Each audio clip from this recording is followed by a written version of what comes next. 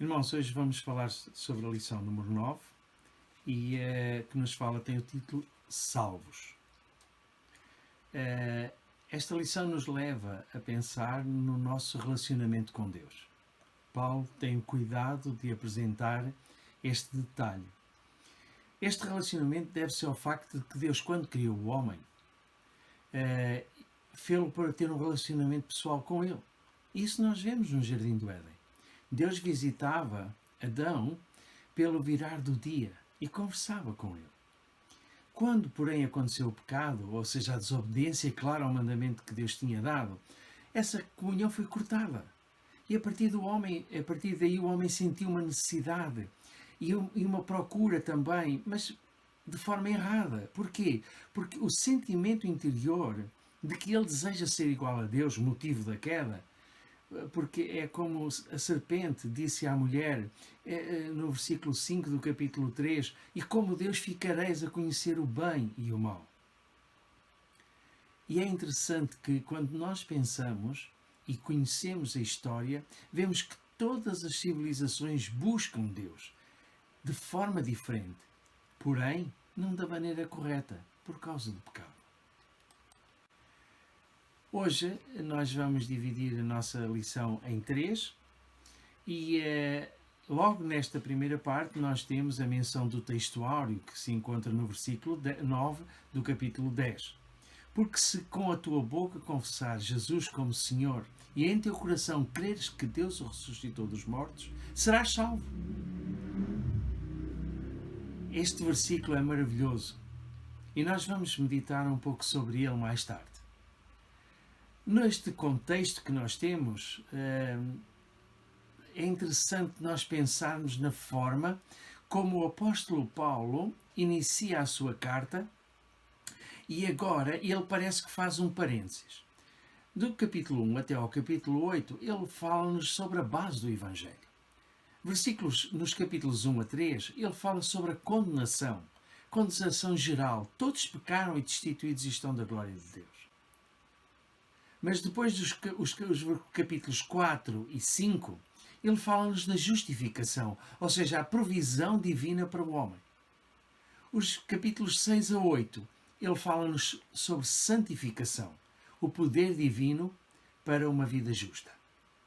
Então eu gosto destes quadros porque eles nos ajudam a entender, de uma forma mais breve, mais sucinta, as divisões seja da epístola ou seja até de um capítulo, é interessante. E eu gosto delas, por isso estou a apresentar.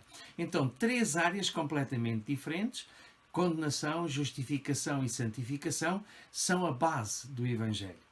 Mas, como eu disse há pouco, parece que Paulo está a abrir um parênteses para falar agora sobre o povo judeu. E vai fazê-lo desde a criação da nação até ao Senhor Jesus.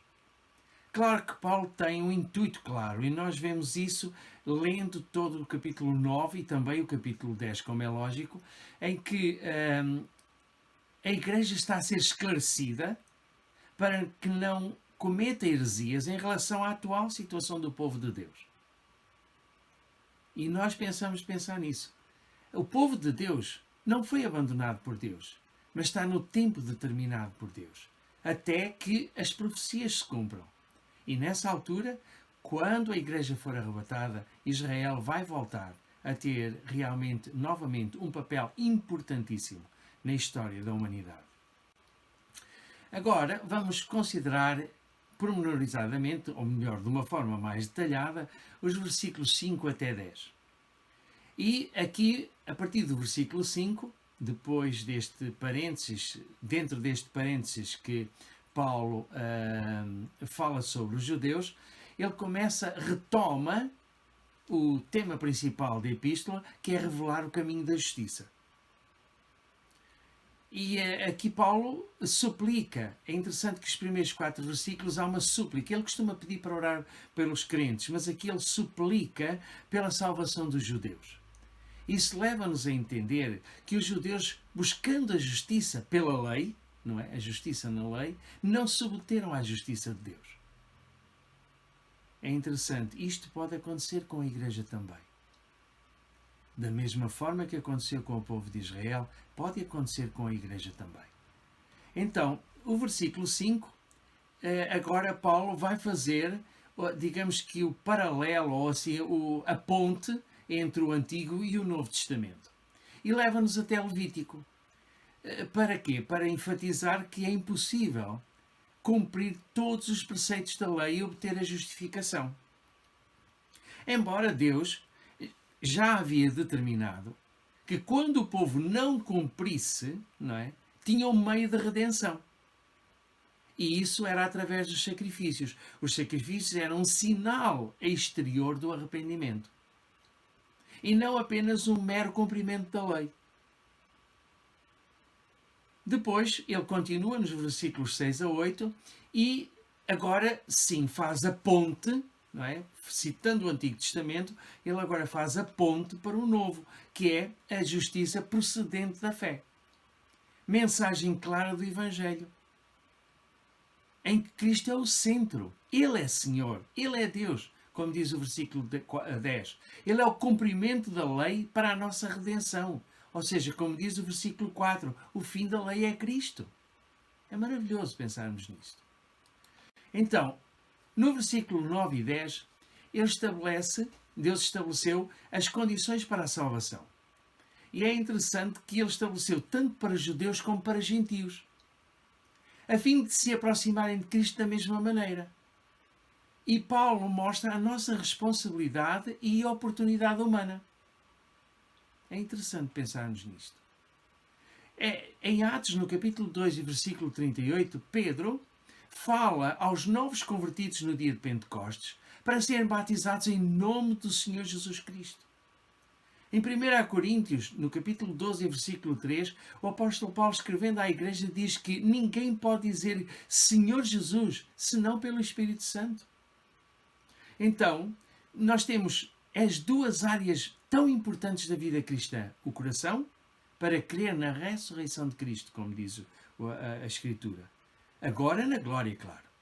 Depois ele voltará para levar os seus, para estar sempre com ele. Nós vemos isso na oração sacerdotal do Senhor Jesus, em João, capítulo 17 e versículo 24. E a boca, para confessar no que cremos. E isto redunda para a nossa salvação. Ou seja, com o coração nós cremos, com a boca nós confessamos aquilo que cremos. Como é bom nós pensarmos sobre isto e meditarmos também sobre isto. A revista leva-nos também para um outro aspecto, para nós podermos ver e pesquisar sobre declarações de fé. Contudo, eu gostaria de ir um pouco mais longe, ir até aos primórdios da Igreja. E é interessante que desde o século I até o século XV, nós encontramos duas bases da fé cristã. O primeiro é no credo, chamado credo apostólico, que eu sei de cor e gosto de pensar nele com algumas alterações. A primeira é logo na primeira frase. O credo apostólico, transcrito para nós, diz que creio em Deus, o Pai Todo-Poderoso, Criador dos céus e da terra. E eu creio que é mais correto nós dizermos creio em Deus Todo-Poderoso, Criador dos céus e da terra. Porque de acordo com João, capítulo 1 e versículo 3, quer com Colossenses, capítulo 1 e versículo 16, nós encontramos que tudo foi criado por Ele e para Ele, e nada do que foi feito se fez. Então, encontramos também em Gênesis, no capítulo 1 e no versículo 26, a situação do plural, façamos o homem.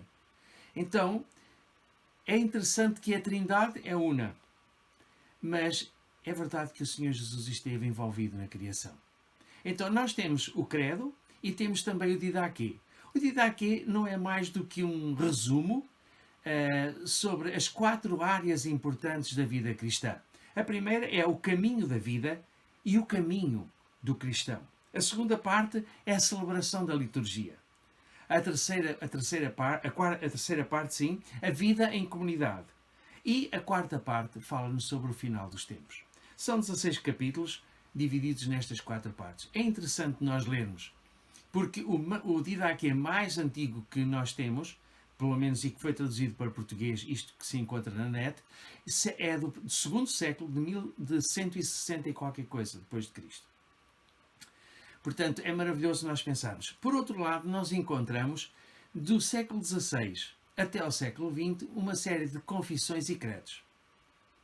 Então, o primeiro piso de qualquer credo ou declaração de fé ou propósito da Igreja tem como base a doutrina cristã. Em segundo lugar, a doutrina evangélica, ou seja, a diferença que temos em relação ao catolicismo e à Igreja Ortodoxa. Isto com base na Reforma. Então aparecem, digamos que as quatro confissões mais importantes. Primeiro, a Confissão de Augsburgo, que é de 1530. E esta é chamada também a Confissão Luterana, que é da Alemanha. Depois, nós temos a Confissão Escocesa em 1560, ou seja, pouco mais, ou mais ou menos por a mesma altura. Portanto, uma é de 24, a outra é de 60, portanto, apenas distância de alguns 40 anos, não chega a 40 anos, mais ou menos. Ou melhor, 36 anos, assim é que é. Depois, 40 anos depois, mais ou menos, 1566, Helvética, ou seja, todos os seguidores de Calvino, com Calvino, também criam a Confissão Helvética, ou seja, a Confissão Suíça. E por fim, em 1646, aparece a Confissão de Fé de 1646, desculpem. 1646, cerca de 100 anos depois, aparece a Confissão de Westminster. Talvez seja a confissão mais completa, até porque ela tem por base estas três anteriores, a Augsburgo, ou Luterana, Helvética, ou de Calvino, e a Escocesa também. Portanto, a partir do século XX, é interessante que já não é tão importante o credo, aparentemente, o Didaquê também já é esquecido, as próprias confissões são citadas, mas não são tidas como princípio, ou seja, não existe essa confissão ou esse credo na Igreja, aparecem as declarações de fé. E nós hoje temos declarações de fé de todas as denominações. Então aparece um terceiro andar, que é a doutrina denominacional. Isto com base à expansão das denominações no século XX. E por último, já muito próximo do final do século XX, aparece Rick Warren e com isso deu origem à chamada propósitos do crente e propósito da Igreja. Portanto, então nós temos, mais uma vez, uma pirâmide que nos ajuda a compreender que o primeiro piso realmente de todas as confissões, de todas as declarações de fé e todos os propósitos têm como base a doutrina cristã. Em segundo piso, temos a doutrina evangélica, aquilo que nos separa das outras chamadas igrejas cristãs. E, por último, a doutrina denominacional, ou seja, os princípios denominacionais de cada uma das igrejas. É interessante pensar sobre isto. E é interessante ver como nós temos mudado desde o primeiro século até o século XXI. Como eu disse, primeiro o credo, depois o didaquê, depois as confissões, por último as declarações de fé e o propósito. É interessante. É muito bom nós pensarmos nisto. Então, agora nós temos 3 perguntas que vão ser passadas também no WhatsApp. De que maneiras é que as pessoas tentam obter o favor de Deus? Por que é que o fazem? Como é que nos nossos dias se pode expressar a ideia de conseguir justiça pela lei? Qual é a motivação em tentar ganhar a salvação se a podemos ter de graça? São estas 3 perguntas que agora vamos responder. Vamos para a nossa segunda parte, e a segunda parte fala todos os que creem. São os versículos 11 a 13. Mais uma vez, Paulo está aqui a fazer uma citação do Antigo Testamento e uma ponte para o Novo Testamento. E agora aqui no versículo 11, Paulo vai citar Isaías, no capítulo 28 e versículo 16. Mas não de uma forma restrita só para o povo judeu, mas abrangendo todos os povos, todas as nações, acerca da fidelidade de Deus e das suas promessas. É interessante pensarmos que judeus e gentios só têm um meio de salvação. E isto já estava contido no Antigo Testamento. Porém, agora foi esclarecido no ministério do Senhor Jesus e testificado pelo ministério dos apóstolos. Ou seja, não há distinção entre judeu e gentio. uma vez que o Senhor é o mesmo de ambos. É o que nós encontramos no versículo 12. No versículo 13, depois de citar Isaías, ele vai citar Joel, o profeta Joel, no capítulo 2 e versículo 32. E vamos ver as menções agora a seguir, porque é importante nós pensarmos nisto. As menções da conversão dos gentios no Antigo Testamento. Aquilo que Paulo diz aos Colossenses no capítulo 1 e versículo 26. O mistério que esteve oculto desde todos os séculos e em todas as gerações e que agora foi manifesto aos seus santos. A primeira promessa, Gênesis 3,15. O descendente para ferir a cabeça da serpente. Isto fala-nos da redenção da humanidade, já que o Senhor está a falar para Adão e para Eva. Depois vemos na bênção de Abraão, a bênção abraâmica. No capítulo 12 e no versículo 3, o Senhor diz que é nele, em Abraão, seriam benditas todas as famílias da terra. Não os judeus somente, todas as famílias da terra. É interessante que depois Jacó, no capítulo 49 e versículo 10, quando dá a bênção para Judá, diz que o cetro não se herdará de Judá. E termina que a ele, ao dono do cetro, ao rei, obedecerão os povos. Não o povo, mas os povos.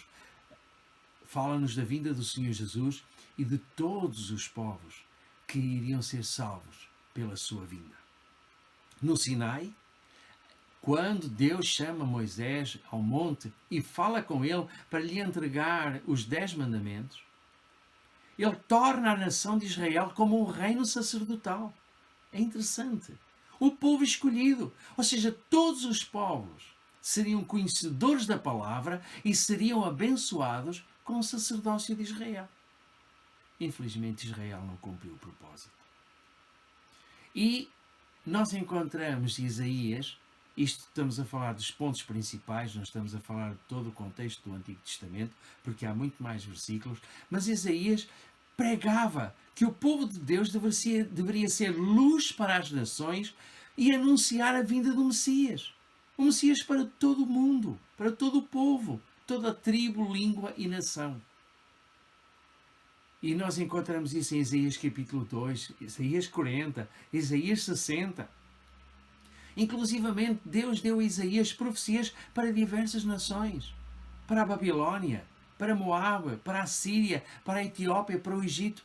Irmãos, como diz o versículo de Colossenses, foi algo que estava escondido.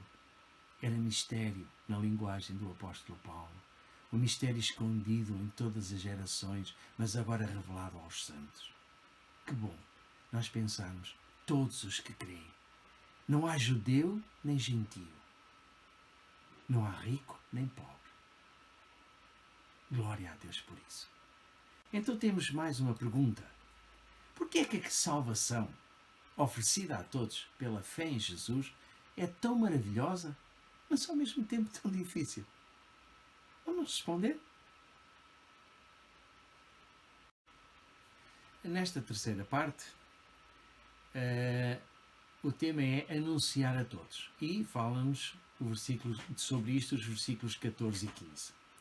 Mais uma vez, Paulo nos leva para o profeta Isaías, para nos relembrar da nossa responsabilidade como crentes. Ele começa com várias perguntas, como nós lemos. Vejam o que ele diz nos versículos 14. Ele diz: como, pois, invocarão aquele em quem não crerão? E como crerão naquele de quem não ouviram? E como ouvirão se não há quem pregue? É interessante, irmãos. Isto leva-nos a questionar a nossa responsabilidade, o nosso dever, a nossa obrigação. Nós não podemos esquecer do mandamento do Senhor Jesus. O Mestre foi claro. Ele não disse: ficai na igreja, assisti aos cultos, todos os cultos. Ele disse, ide. Mateus capítulo 28, versículos 19 e 20, ele diz, toda a autoridade me foi dada no céu e na terra. Ide, ensinai. Ensinai o quê? Todas as coisas que vos tenho mandado. Ide, ensinai. Marcos deixa-nos algo ligeiramente diferente, com uma amplitude um pouco diferente. Ide por todo o mundo. É interessante. O Senhor diz, ide. A interpretação de Marcos é ide por todo o mundo e pregai o Evangelho a toda a criatura. O Senhor Jesus, nas suas últimas palavras, antes da sua ascensão, o que é que ele disse? Descerá sobre vós o Espírito Santo. E o que é que nós seremos? Sereis minhas testemunhas. E agora ele fala, tanto em Jerusalém, como em toda a Judeia e Samaria, e até aos confins da terra. Então, a interpretação de Marcos é com base nesta revelação do Senhor Jesus antes da sua ascensão. Eu gosto de pensar, irmãos, sobre a igreja primitiva. E se nós pensarmos desde o capítulo 1 da narração de Atos dos Apóstolos até ao capítulo 9, nós vamos ver mudanças radicais. Primeiro, a igreja está em Jerusalém. Ao Pentecostes, à proclamação do Evangelho. 3.000 pessoas aceitam o Senhor Jesus. Paulo diz para serem batizadas em nome do Senhor Jesus.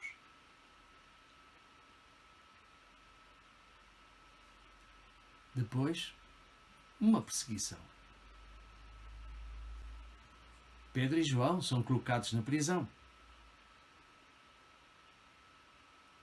Depois, mais conversões. Até que há a perseguição a Estevão. Seu julgamento e morte. Ele é apedrejado. A perseguição é de tal maneira que só os discípulos ficam em Jerusalém. E começa a diáspora da igreja. E no capítulo 9, nós encontramos o Senhor a ir ter com Paulo a caminho de Damasco e dizer-lhe que ele estava a persegui-lo a ele e não aos crentes. Porque quando se persegue um crente, nós estamos perseguindo o Senhor.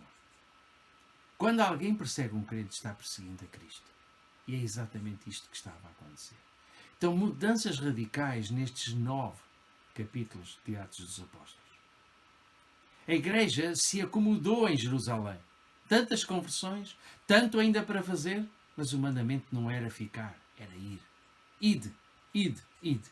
Eu creio que a igreja hoje está a enfermar da mesma situação.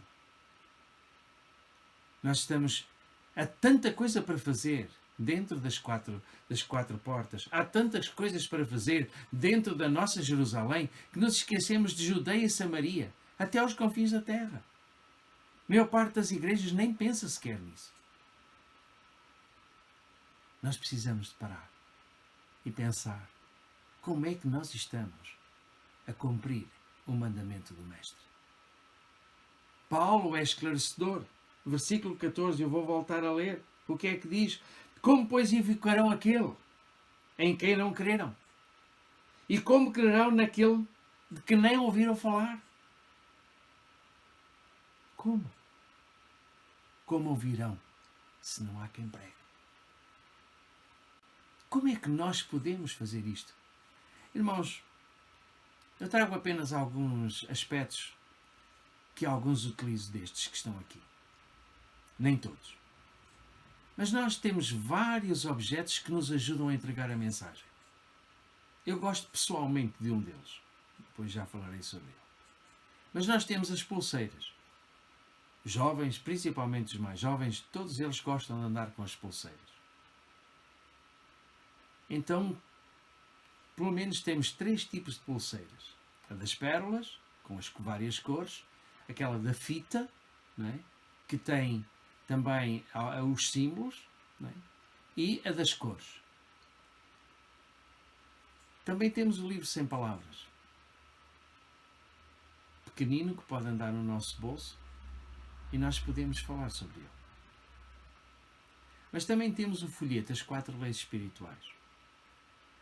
Eu uso muitas vezes este folheto.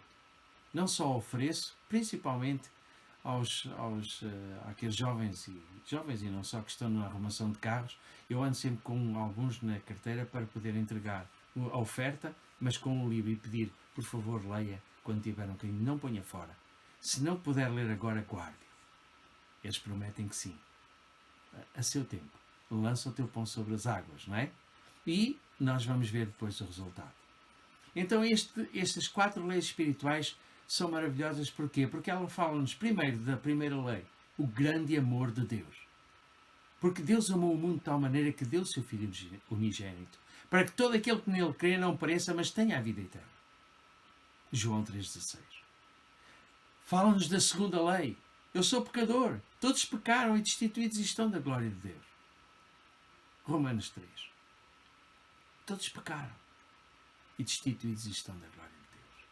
Ou seja, quem está no nosso trono é o nosso eu. Cristo está fora. Mas Cristo é a solução para o nosso problema. É Ele que faz a ponte entre nós e Deus. Através da cruz. O sacrifício na cruz do Calvário foi aquilo que eu merecia. Mas Ele suportou. Ele suportou tudo. Tudo aquilo que eu devia suportar. Ele cumpriu a minha injustiça, tornando a justiça diante do Pai. Tudo aquilo que eu devia sofrer, Ele sofreu. Por isso Ele pode fazer a minha comunhão com o Pai. Então, o meu trono já não sou eu. Não é a minha velha natureza. Não é aquilo que eu herdei. Não é aquilo que eu tenho mantido. Não, é Cristo. Quando eu aceito o Senhor Jesus, Ele fica no trono da minha vida. Eu passo a ser o templo do Espírito Santo. Então é bom nós podermos usar. Muitas vezes eu pergunto, vocês sabem como é tão difícil falar acerca dos princípios fundamentais da fé cristã? O começo da fé cristã? Mas como é? Alguns amigos meus eu tenho falado sobre isso. Eu disse, é tão simples como isto. 4 pontos. Deus ama-nos. Eu sou pecador. Cristo é a solução. Eu preciso de aceitar. Convidar o Senhor Jesus a ser Senhor e Salvador da minha vida. E viver para Ele eternamente. É tão simples falar de Cristo, não é? Por último, nós também temos este material que foi editado pela MSD, mais conhecida pelos calendários de tesouros escondidos em Portugal. E eles têm exatamente isto. Deus de um lado, o homem do outro. Existe um abismo entre Deus e o homem. É impossível. Não há relacionamento por causa desse abismo. E esse abismo se chama pecado ou desobediência. O homem pecou e ficou separado de Deus. Mas Cristo veio para fazer essa ligação. Porquê? Porque nem as boas obras, nem a religião, nem mais nada podia nos fazer este ponto de ligação. O meu coração estava longe de Deus. A minha vida estava longe de Deus. Mas Cristo eliminou essa morte, a minha morte espiritual, através do sacrifício da cruz do Calvário. Então Ele fez a ponte entre o homem e Deus. E o meu coração foi lavado com o seu precioso sangue. Então é maravilhoso. Nós temos muitos recursos que podemos usar. Às vezes parece que temos dificuldade em usar. Não. É muito bom usar. Eu recordo-me há muitos anos atrás, uma irmã dizer para uma pessoa que estava ao nosso lado: quer saber o plano da salvação? Venha no domingo ao culto. Eu depois particularmente falei com aquela irmã e eu disse-lhe: irmã, e se esta senhora partir para a eternidade antes de domingo? Por que não apresentar o plano da salvação? Ela ficou muito séria a olhar para mim porque ela nunca tinha compreendido que ela mesma podia apresentar o plano da salvação. Ela entendia que a pregação só acontecia na igreja. Nós falávamos, mas havia a necessidade de tomada de decisão tinha de ser na igreja. Não, irmãos. Então eu procurei esclarecer e disse-lhe: irmã, a irmã é testemunha do Senhor Jesus. A irmã sabe qual é o caminho. A irmã sabe quem é a verdade. A irmã sabe quem é a vida. Então, não vamos perder a oportunidade. E eu creio que a partir daquele dia, aquela irmã começou a usar as 4 leis espirituais. Muitas pessoas usam as 4 leis espirituais. Outros usam as pulseiras. Outros usam livros sem palavras, mesmo com adultos. Podemos usar, depende da linguagem que estamos a usar.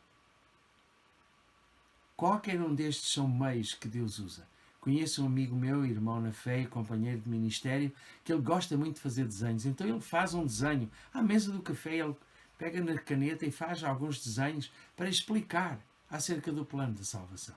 Todos têm um método. Não importa qual é o método que nós utilizamos. Podemos usar qualquer das ferramentas que Deus põe à nossa disposição. O importante é nós transmitirmos e anunciarmos aos outros aquilo que Deus fez na nossa vida. É interessante que havia o pai de um irmão da igreja, aqui em Ponte Sor. Antes da sua conversão, ele dizia: vocês querem saber acerca de Deus? Vão à igreja da minha mulher. É interessante pensarmos nisso. Se querem saber acerca de Deus, vão à igreja da minha mulher. Irmãos, nós temos um testemunho para dar. Como crentes em Cristo, nós temos algo de maravilhoso para transmitir. Aquilo que Deus fez na nossa vida. Nós somos hoje testemunhas. E testemunhas fala daquilo que viu. Daquilo que aconteceu. Eu vi aquilo que aconteceu em mim. E posso testemunhar aos outros daquilo que Deus fez na minha vida.